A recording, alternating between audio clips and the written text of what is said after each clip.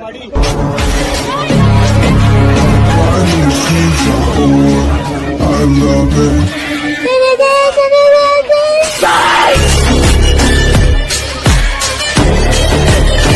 Video में आप देख सकते हो कि यह जो मुस्लिम लड़की है वह आती है और अपने स्कूटी को पार्किंग एरिया में लगा के सामने की तरफ बढ़ने लगती है। सामने की तरफ बढ़ते समय ही ये जो वीडियो रिकॉर्ड किया जा रहा है, जिस कैमरामैन ने इस वीडियो को रिकॉर्ड किया है, उसका फोकस उसी लड़की के ऊपर होता है, ना कि दूसरी तरफ जो लड़के नारेबाजी कर रहे हैं उनके तरफ होता है।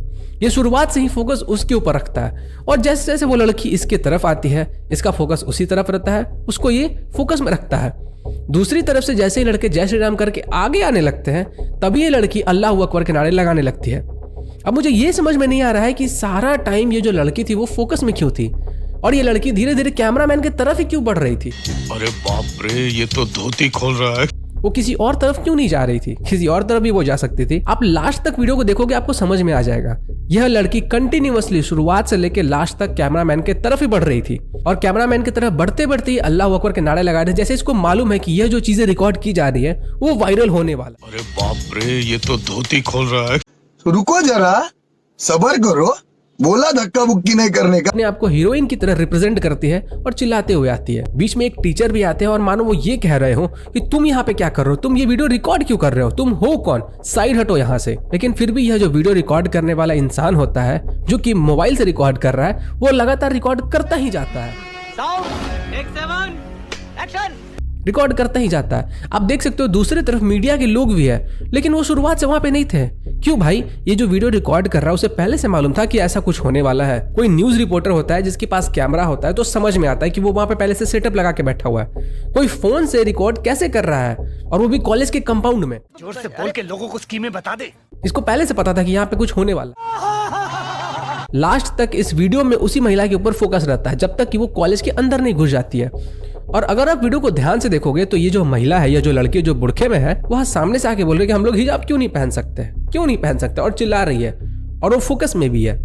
किसी और कैमरामैन के पास वो नहीं गई, उतने सारे कैमरामैन थे वहां पे, वो कहीं नहीं गई, सिर्फ इसी कैमरामैन के पास आई, वो भी जो कि फोन से रिकॉर्ड कर रहा है, जबकि सामने में दिख रहा है कि उतने सारे मीडिया वाले बड़े बड़े कैमरे लगा के वो रखे हुए हैं। अब इन सबको देख के तो मुझे यही लगता है कि ये जो पूरा का पूरा वीडियो है वो स्टेज था, ड्रामा था, सिर्फ और सिर्फ ये दिखाने के लिए कि यहाँ देखो ये सब के सब जो हिंदूज हैं वो सभी आतंकवादी हैं। और इसको भी सपोर्ट करने के लिए मैं आगे जो फैक्ट्स है वो रखने वाला। ये बड़ी अच्छी बात कही आप। बात मुझे समझ में नहीं आता है, क्या आपने कहीं पे भी किसी को भी देखा है कि जय श्री राम बोल के वो फट गया हो या फिर बॉम्ब ब्लास्ट कर दिया हो?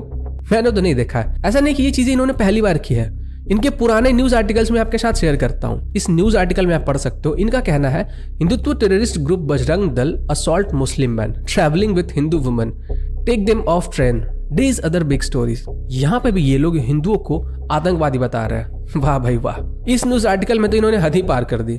इनका कहना है, Zakir Naik Islamic research foundation banned for 5 years। Zakir Naik का जो फाउंडेशन है वो एक रिसर्च फाउंडेशन है। वाह, तब तो इस हिसाब से जो ओसामा बिन लादेन था वो एक सिविल इंजीनियर था और टॉप क्लास का सिविल इंजीनियर था, उसे आतंकवादी नहीं कहा जाना चाहिए। वो एक पीस लविंग इंसान था, हर तरफ वो शांति फैलाता था। जिस देश में वो जाता था वहां पे शांति फैल जाती थी, क्योंकि इतने सारे बॉम्ब ब्लास्ट वो कर देता था कि लोग ही इतने मर जाते थे कि वहां पे किसी की आवाज ही नहीं सुनाई देती।